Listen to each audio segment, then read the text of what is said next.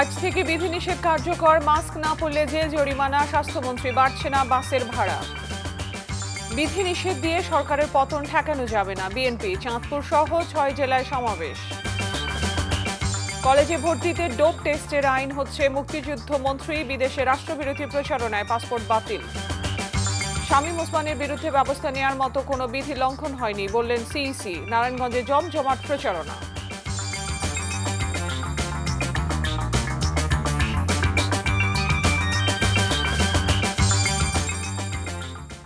আসসালামু আলাইকুম, রোকসানা পারভিন স্বাগত জানাচ্ছেন টিভির মধ্যরাতের খবরে। একেএসটিএম টিভি শিরোনাম দেখছিলেন, এবারে চলুন পুরো খবরে।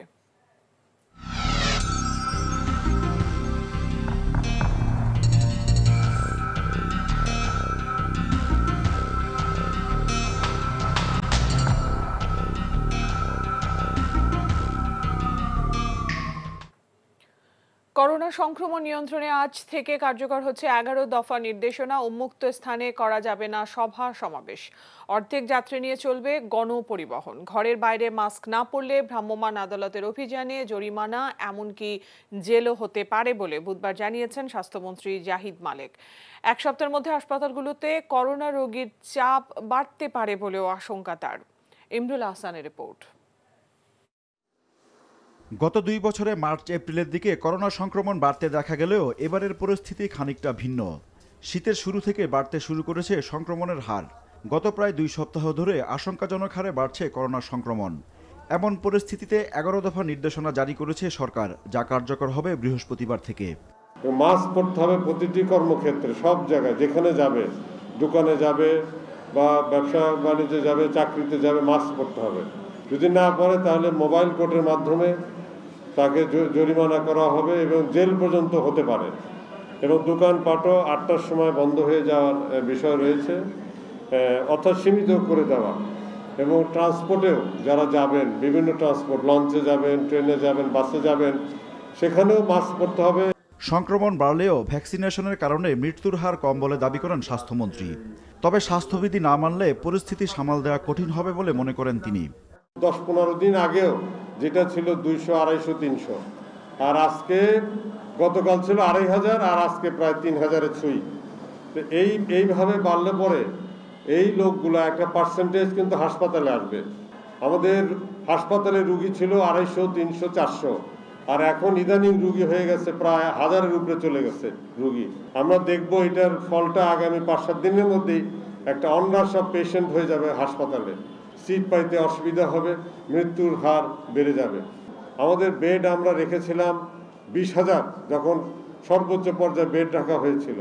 রুগী যদি 40,000 হয়, রুগী যদি 1 লাখ হয়, তাহলে কোথায় থাকবে?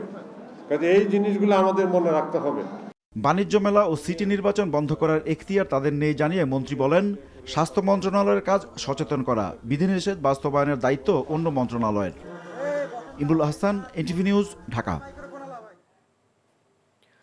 শনিবার থেকে অর্ধেক আসন ফাঁকা রেখে বাস চলাচল করবে, তবে এর জন্য ভাড়া বাড়ানো হচ্ছে না। বুধবার বিআরটিএ কার্যালয়ে পরিবহন মালিক শ্রমিক নেতাদের সঙ্গে কর্মকর্তাদের বৈঠকে এই সিদ্ধান্ত হয়। তবে অফিস আদালত খোলা থাকায় বাসে যত আসন তত যাত্রী পরিবহন করার দাবি জানায় বাস মালিক সমিতি। হাসান মাহমুদের রিপোর্ট। করোনা নিয়ন্ত্রণে মন্ত্রিপরিষদ বিভাগের নির্দেশনা মেনে অর্ধেক আসন ফাঁকা রেখে বৃহস্পতিবার থেকে বাস চলাচল করার কথা। তবে আসন অর্ধেক রেখে বাস চলাচল করলে ভাড়া বাড়ানোর দাবি বাস মালিক ও পরিবহন শ্রমিকদের। এমন পরিস্থিতিতে এ নিয়ে বিআরটিএর সঙ্গে বৈঠকে বসে বাস মালিক সমিতি। বৈঠক শেষে জানানো হয়, বৃহস্পতিবার থেকে নয়, শনিবার থেকে অর্ধেক যাত্রী নিয়ে চলবে বাস। আগামী 15 জানুয়ারি শনিবার থেকে মন্ত্রিপরিষদ বিভাগের নির্দেশনা অনুযায়ী স্বাস্থ্যবিধি মেনে আমাদের গণপরিবহন চলবে।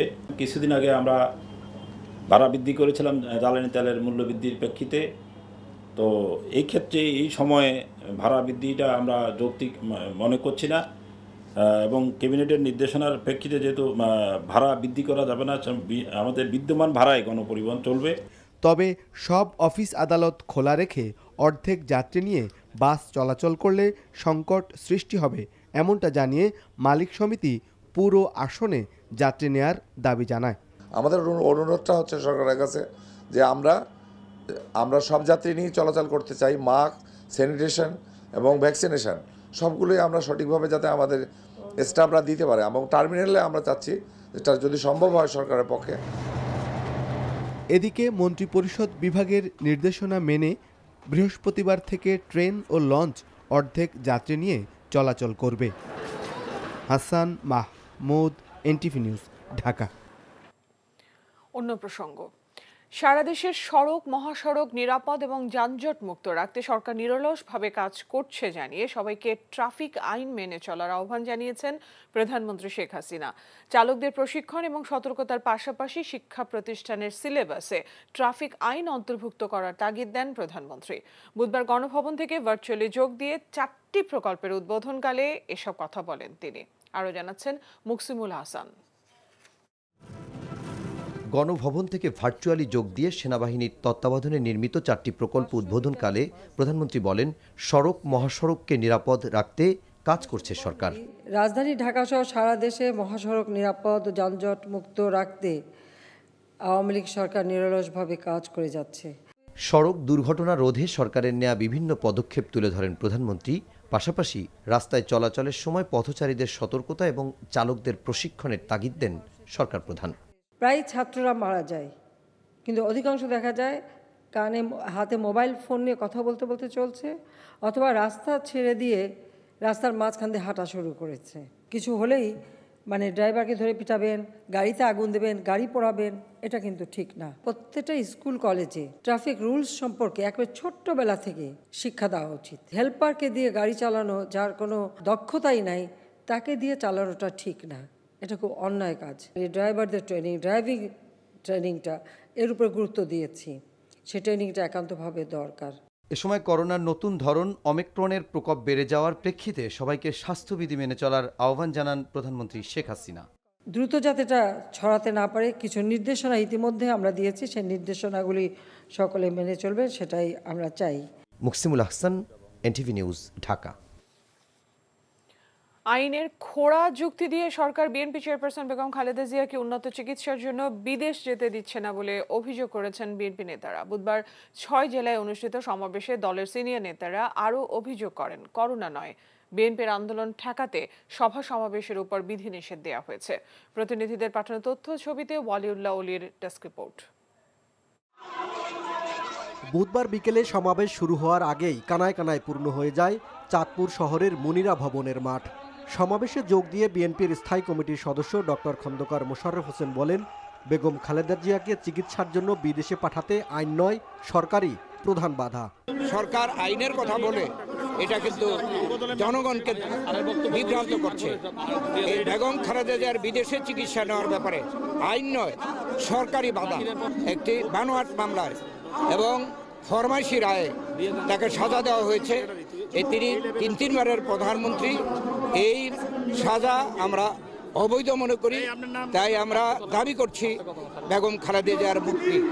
রংপুরের সমাবেশে স্থায়ী কমিটির সদস্য মির্জা আব্বাস বলেন, করোনার কারণে নয়, সরকার যখন দেখছে জনগণ 144 ধারা ভঙ্গ করে বিএনপির আন্দোলনে যোগ দিচ্ছে, তখনই সেই আন্দোলন ঠেকাতে সভা সমাবেশের উপর বিধিনিষেধ আরোপ করা হয়েছে। আইনের দোহাই দিয়ে সরকার বেগম খালেদা জিয়াকে চিকিৎসার জন্য বিদেশ পাঠাচ্ছে না বলেও অভিযোগ করেন মির্জা আব্বাস। মৃত্যুদণ্ডে প্রাপ্ত আসামিদেরকে মুক্তি দিয়ে বিদেশ পাঠিয়ে দিয়েছেন, আর আমার নেত্রী বেগম খালেদা জিয়াকে মুক্তি দেওয়া যায় না বলে আইন নাকি নাই? খুনিদের মুক্তি দেওয়ার আইন যে দেশে আছে, ভালো মানুষের মুক্তি দেওয়ার আইন নাই? আইন আছে, সেই আইন আপনারা প্রয়োগ করবেন না। যদি দেশনেত্রী বেগম খালেদা জিয়ার সামান্যতম কোনো ক্ষতি হয়, শেখ হাসিনা ওয়াজেদ, আপনি জেনে রাখবেন বাংলাদেশের মাটিতে আওয়ামী লীগের টিকিটই খুঁজে পাওয়া যাবে না ইনশাআল্লাহ। এদিকে চট্টগ্রামের সমাবেশে বিএনপির স্থায়ী কমিটির আরেক সদস্য আমির খসরু মাহমুদ চৌধুরী বলেছেন, সভা সমাবেশের উপর নিষেধাজ্ঞা দিয়ে সরকার তার পতন ঠেকাতে পারবে না। ওমিক্রন তো নয়, রোগ তো অন্য জায়গায়। রোগ হচ্ছে সরকার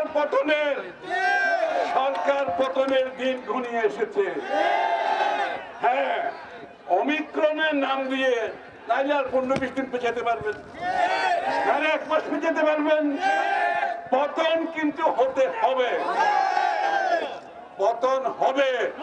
এছাড়াও খুলনা, সিলেট ও রাজশাহীর সমাবেশে বিএনপির কেন্দ্রীয় নেতারা বক্তব্য রাখেন। এ সময় তারা দলের চেয়ারপারসন বেগম খালেদা জিয়াকে দ্রুত উন্নত চিকিৎসার জন্য বিদেশ পাঠাতে সরকারের প্রতি আহ্বান জানান। ওয়ালিউল্লাহ অলি, এনটিভি নিউজ ডেস্ক। বিদেশে বসে রাষ্ট্রবিরোধী প্রচারণা চালানোর অভিযোগ প্রমাণিত হলে সংশ্লিষ্ট ব্যক্তির পাসপোর্ট বাতিল করা হবে। বুধবার সচিবালয়ে আইন শৃঙ্খলা সংক্রান্ত মন্ত্রিসভা কমিটির বৈঠক শেষে এই সিদ্ধান্তের কথা জানান মুক্তিযুদ্ধ বিষয়ক মন্ত্রী আ.ক.ম মোজাম্মেল হক। এছাড়া সরকারি চাকরি এবং কলেজ ও বিশ্ববিদ্যালয় ভর্তির ক্ষেত্রে ডোপ টেস্ট বাধ্যতামূলক করে আইন করা হবে বলেও জানান তিনি। রিপোর্ট করছেন রকুনউদ্দিন। 2.5 ঘন্টার বৈঠকে নেওয়া সিদ্ধান্তের কথা সাংবাদিকদের জানান কমিটির সভাপতি মুক্তিযুদ্ধ বিষয়ক মন্ত্রী। বলেন, ভুল তথ্যের কারণে র্যাব ও কয়েকজন কর্মকর্তার বিরুদ্ধে নিষেধাজ্ঞা দিয়েছে যুক্তরাষ্ট্র, যা প্রত্যাহারের ব্যবস্থা নিতে পররাষ্ট্র মন্ত্রণালয়কে অনুরোধ করা হয়েছে। রাষ্ট্রীয় বিরোধী যে সমস্ত কাজ তারা যারা বিদেশে বসে করছে তাদের তালিকা প্রস্তুত করা হোক, তথ্যপত্র সংগ্রহ করে সেগুলো পরীক্ষা নিরীক্ষা করে যাদেরকে দেখা যায় যে তারা সক্রিয়ভাবে অব্যাহতভাবে এই কাজ করে যাচ্ছে তাদের পাসপোর্ট বাতিলের জন্য উদ্যোগ নেওয়ার জন্য সিদ্ধান্ত দেওয়া হয়েছে, নির্দেশ দেওয়া হয়েছে। এছাড়া বৈঠকে মাদকাসক্তদের সুচিকিৎসা নিশ্চিত করতে বিশেষায়িত হাসপাতাল তৈরির জন্য স্বাস্থ্য মন্ত্রণালয়কে অনুরোধ করা হয়েছে। যে কোনো সরকারি চাকরিতে শুধু তাই নয়, আমরা কলেজ এবং ইউনিভার্সিটি লেভেলে ভর্তির ক্ষেত্রেও প্রত্যেকটা ছাত্রের ডোপ টেস্ট বাধ্যতামূলক করার জন্য আমাদের সেই জন্য আইন প্রণয়নের সিদ্ধান্ত হয়েছে।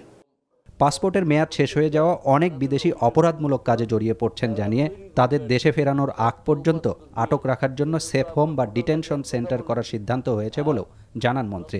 ডে কেয়ার সেন্টার সেই সমস্ত কলকারখানায় থাকে। রকুনউদ্দিন, এনটিভি নিউজ, ঢাকা।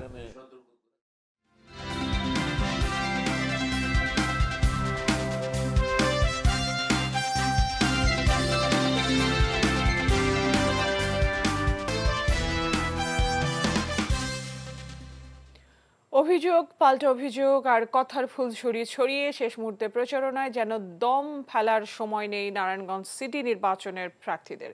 এদিকে নির্বাচনের প্রস্তুতি নিয়ে বুধবার নারায়ণগঞ্জে এক মতবিনিময় প্রধান নির্বাচন কমিশনার বললেন, শামীম ওসমান সংবাদ সম্মেলন করে শাস্তির আওতায় আনার মতো আচরণবিধি লঙ্ঘন করেননি। তারেক স্বপন ও আইনাল আহমেদের ক্যামেরায় আশিকুর রহমান চৌধুরীর রিপোর্ট। নারায়ণগঞ্জ সিটি কর্পোরেশন নির্বাচনে কে কি বলছেন, কে কি অবস্থানে আছেন, এই নিয়ে সারা দেশেই চলছে নানা আলোচনা। এই যেমন একটি আলোচনা আছে, সেখানকার সংসদ সদস্য সংবাদ সম্মেলন করে প্রার্থীর পক্ষে কথা বলতে পারেন কিনা। বিষয়টি জানতে চাওয়া হয় প্রধান নির্বাচন কমিশনারের কাছে, যিনি নারায়ণগঞ্জ সিটি কর্পোরেশন নির্বাচনের প্রস্তুতি নিয়ে সেখানে সব পক্ষের সাথে এক মতবিনিময় সভায় অংশ নিয়েছিলেন। না নোটিশ করেনি এখনো, কারণ উনি বলেছেন শুধু, এরপরে তো বাস্তবে মাঠে নামেন নাই। আচরণবিধি লঙ্ঘনের পরে কিন্তু একবারে তাকে নোটিশ করে বা শাস্তির আওতায় নিতে হবে এমন আচরণবিধি লঙ্ঘন করেন নাই। নৌকা আর হাতি প্রতীকের পোস্টার, ব্যানার আর নানামুখী প্রচারণায় মুখর নারায়ণগঞ্জ সিটি কর্পোরেশনের অলিগলি। আছে কাউন্সিলরদের রং বেরঙের বাহারি প্রতীকের প্রচারণাও। ভোটারদের কাছে টানছেন সবাই নানা প্রতিশ্রুতি দিয়ে। নির্বাচিত হলে সকল নাগরিক সুযোগ সুবিধা নিশ্চিত করার অঙ্গীকার করছেন প্রার্থীরা। 16 জানুয়ারি ভোট শেষে শেষ হাসি হাসতে তাই সবটুকু উজাড় করে চলছে প্রচার। হাতি প্রতীকের স্বতন্ত্র প্রার্থী তৈমুর আলম খন্দকার নগরীর 12 নম্বর ওয়ার্ড থেকে প্রচারণা শুরু করেন। একটি সমৃদ্ধ নগর গড়ার প্রতিশ্রুতি দিয়ে ভোটারদের কাছে যান তিনি। তবে নির্বাচনে তার কর্মীদের গ্রেফতার করা হচ্ছে অভিযোগ করে তিনি নির্বাচনে সবার জন্য সমান সুযোগের দাবি জানান। গ্রেফতার যতই বৃদ্ধি পাচ্ছে, নেতা কর্মীদের মধ্যে ইউনিটি ততই বৃদ্ধি পাচ্ছে। পক্ষান্তরে সরকারি প্রার্থীর মধ্যে হতাশা, এবং এই হতাশা থেকেই এখন পুলিশি নির্যাতনটা বৃদ্ধি পাইছে। এদিকে আওয়ামী লীগ মনোনীত মেয়র প্রার্থী ডাক্তার সেলিনা হায়াত আইভি বুধবার নির্বাচনী প্রচার শুরু করেন 15 নম্বর ওয়ার্ড থেকে। এই সময় নির্বাচনে কালো টাকার ছড়ানোর অভিযোগ করেন সাবেক এই মেয়র। অভিযোগ আমিও পেয়েছি যে টাকার ছড়াছড়ি হচ্ছে বিভিন্ন জায়গায়। আমি আরও তো নির্বাচন করেছি, আমার তরফ থেকে কখনো এরকম কোনো কিছু ছিল না। সুতরাং যদি আইন শৃঙ্খলা বাহিনী শহরকে পরিবেশ ঠিক রাখার জন্য কোনো মাদকাসক্তিকে ধরে, মাদক বিক্রেতাকে ধরে, টেরোরিস্ট কাউকে যদি ধরে, অথবা আপনি মনে করেন এখন কিশোর গ্যাংদের যদি ধরে, সেটা যদি করে থাকে তাহলে সঠিক কাজ করেছে। এদিকে নির্বাচন ঘিরে সব ধরনের সহিংসতা ঠেকাতে পুলিশকে কড়া নির্দেশনা দেওয়া হয়েছে বলে জানান প্রধান নির্বাচন commissioner. Ashikur Rahman Chowdhury, NTV news, Dhaka. Dhaka বিশ্ববিদ্যালয়ের ছাত্র শিক্ষক কেন্দ্র টিএসসির সামনে কাওয়ালি গানের আসরে হামলা চালিয়েছে একদল শিক্ষার্থী। বুধবার সন্ধ্যায় অনুষ্ঠান শুরু হওয়ার কিছুক্ষণ পর হঠাৎ করে হামলা শুরু করে উশৃঙ্খল একদল তরুণ। দর্শকদের মোবাইলে, ফোনে ধারণ করা ভিডিওতে দেখা যায় তারা মঞ্চ ও চেয়ার ভাঙচুর করার পাশাপাশি আয়োজক ও শিল্পীদের মারধর করছে।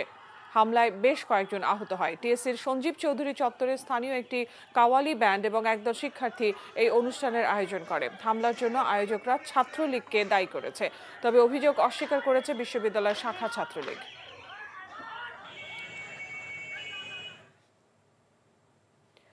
আলোচিত সেনাবাহিনীর অবসরপ্রাপ্ত মেজর সিনহা মোহাম্মদ রাশেদ খান হত্যা মামলার রায় ঘোষণা হবে আগামী 31শে জানুয়ারি। কক্সবাজার জেলা ও দায়রা জজ আদালতের বিচারক বুধবার রায় ঘোষণার তারিখ নির্ধারণ করেন। কক্সবাজার থেকে ইকরাম চৌধুরী টিপুর পাঠানো রিপোর্টে বিস্তারিত। 15 আসামির সাজা নাকি মুক্তি, তাদের ভাগ্যে কি আছে এরই অপেক্ষা। অবশেষে ধার্য হলো আলোচিত সিনহা হত্যা মামলার রায়ের দিন। কক্সবাজার জেলা ও দায়রা জজ আদালতের বিচারক মোহাম্মদ ইসমাইল রায়ের দিন ধার্য করেন। যুক্তিতর্ক পর্বের শেষ দিনে টেকনাফ থানার সাবেক ওসি, প্রদীপের আইনজীবী এবং রাষ্ট্রপক্ষের আইনজীবী যুক্তিতর্ক উপস্থাপন করেন। আইনি পোশাকে আর যেন এমন নৃশংস কোনো হত্যাকাণ্ড না হয়, আইনের প্রতি মানুষের সত্তা থাকে, আইনের প্রতি মানুষের আস্থা থাকে, সে আইনের শাসন প্রতিষ্ঠার জন্য আমি হুজুর আদালতের কাছে সর্বোচ্চ শাস্তি দাবি করেছি। সকল আসামিদের বিরুদ্ধে আনিত অভিযোগ সন্দেহের ঊর্ধ্বে থেকে প্রমাণ করতে সক্ষম হয়েছে। আমরা ন্যায় বিচারের স্বার্থে আইনানুগ ভাবে আসামিদের সর্বোচ্চ শাস্তি প্রার্থনা করি। সিনহা হত্যা মামলায় কিছুতেই প্রদীপ জড়িত নয়। ইয়াবা ব্যবসায়ীরা তাকে ফাঁসিয়েছে। বাহারছড়া তদন্ত কেন্দ্রের পরিদর্শক লিয়াকত আলীও হত্যাকাণ্ডে জড়িত ছিল না বলে দাবি করেন আসামি পক্ষের আইনজীবীরা। তিনি যা বলেছেন, এই মামলার পরিকল্পনাকারীও নয়, কোনো যোগসাদস্য অবস্থানও আমার ছিল না, কোনো চক্রান্ত আমার ছিল না। বিনা অপরাধে আমার যেন শাস্তিটি না হয়। সিনহা হত্যা মামলায় মোট 65 জনের সাক্ষ্য এবং জেরা সম্পন্ন হয়েছে। 2020 সালের 31 জুলাই রাতে টেকনাফ মেরিন ড্রাইভ সড়কের শামলাপুর তল্লাশি চৌকিতে পুলিশের গুলিতে নিহত হন Sinha Mohammad Rashed Khan. NTV news desk. Lockdown নয়, বরং গণসচেতনতার মাধ্যমে কোভিড মোকাবেলা করতে হবে বলে মন্তব্য করেছেন ব্যবসায়ীদের শীর্ষ সংগঠন এফবিসিসিআই সভাপতি জসিমউদ্দিন। বুধবার ঢাকা রিপোর্টার্স ইউনিটি আয়োজিত মিট দ্য রিপোর্টার্স অনুষ্ঠানে তিনি আরও বলেন, এখন অনেক রপ্তানি আদেশ আছে। এই অবস্থায় লকডাউন দিলে অর্থনীতির বড় ধরনের ক্ষতির মুখে পড়বে। সেই সাথে শ্রমিকদের টিকা প্রাপ্তি নিশ্চিতে তাদের ছুটি দেওয়া সহ সম্ভাব্য সকল কিছু করতে ব্যবসায়ীদের প্রতি আহ্বান জানান। করোনায় সবচেয়ে বেশি ক্ষতিগ্রস্ত ক্ষুদ্র ও মাঝারি খাত জানিয়ে তিনি এই খাতের ব্যবসায়ীদের ব্যাংক ঋণের অংশ দেয়া বাধ্যতামূলক করার দাবি জানান তিনি।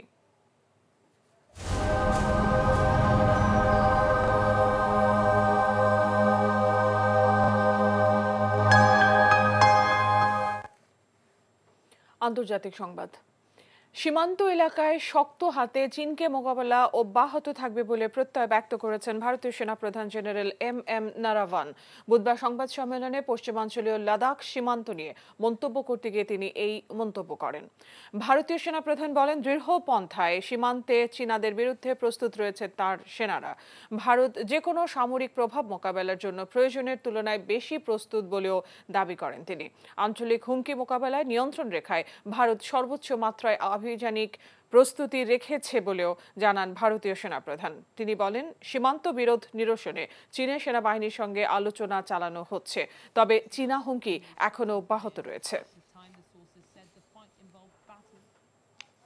আফগানিস্তানের অর্থনৈতিক সংকট এখন এতটাই তীব্র যে অভাবে শরীরের গুরুত্বপূর্ণ অঙ্গ কিডনি বিক্রি করছেন আফগানরা।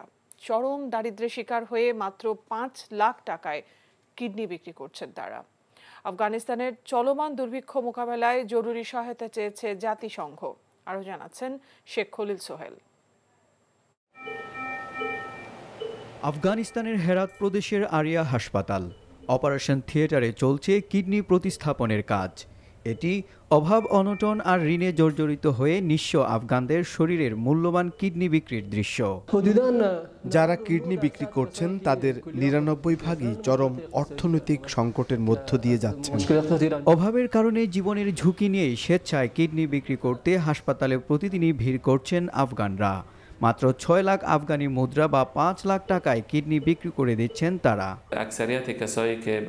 অর্থনৈতিক সমস্যায় পড়েই শরীরের গুরুত্বপূর্ণ অঙ্গ কিডনি বিক্রির সিদ্ধান্ত নিচ্ছে আফগানরা। ভবিষ্যতে যে তারা স্বাস্থ্য সমস্যায় পড়বেন তা না ভেবে এখন কিছু অর্থের আশায় এমন কঠিন সিদ্ধান্ত নিচ্ছে অসহায় মানুষরা। বিদেশি সহায়তার উপর নির্ভরশীল আফগানিস্তানের অর্থনীতি তালেবান ক্ষমতায় আসার পর আরও গভীর সংকটে রয়েছে। দেশটির অর্ধেকের বেশি নাগরিকই এখন দারিদ্র্য সীমার নিচে। সংসারের অভাব অনটন মেটাতেই কিডনি বিক্রির প্রবণতা উল্লেখযোগ্য হারে বাড়ছে। এখন ঠিকমতো ভিক্ষাও পাওয়া যায় না, তাই কিডনি বিক্রির সিদ্ধান্ত নেই। কিডনি বিক্রির অর্থে অন্তত আমার সন্তানদের মুখে তো খাবার তুলে দিতে পারছি। আফগানিস্তানের ভয়াবহ অর্থনৈতিক ও মানবিক সংকট মোকাবেলায় জরুরি ভিত্তিতে 500 কোটি মার্কিন ডলারের সহায়তা চেয়েছে জাতিসংঘ। বিশ্ব সংস্থাটির আহ্বানের পর আফগানিস্তানের জন্য আরও 31 কোটি মার্কিন ডলার মানবিক সহায়তা দেওয়ার আশ্বাস দিয়েছে যুক্তরাষ্ট্র। Sheikh Khalil Sohel, NTV international desk. প্রবাসের খবর। বাংলাদেশ থেকে আমদানি করা পণ্যের সুনাম সৌদি আরবে আরও বিকশিত করতে কর্মীদের সর্বদা সচেষ্ট থাকার আহ্বান জানিয়েছে রপ্তানিকারক প্রতিষ্ঠান এলিন ফুড। এনটিভি জেদ্দা প্রতিনিধি মাসুদ সেলিম জানান, জেদ্দায় অনুষ্ঠিত বাংলাদেশি খাদ্যদ্রব্য উৎপাদনকারী প্রতিষ্ঠান এলিন ফুডের বার্ষিক সেলস কনফারেন্সে এই আহ্বান জানানো হয়। অনুষ্ঠানে সভাপতিত্ব করেন কোম্পানির business director Mohammad Dildar Hossain মোহন। কোম্পানির এজিএম নূর হোসাইনের সঞ্চালনায় কনফারেন্সে সার্বিক তত্ত্বাবধানে ছিলেন আবু নাসের ও শাহাবুদ্দিন সোহেল। উপস্থিত ছিলেন কোম্পানির স্পন্সর আবু আলী, কর্মকর্তা লিয়াকত হোসেন সহ অন্যরা।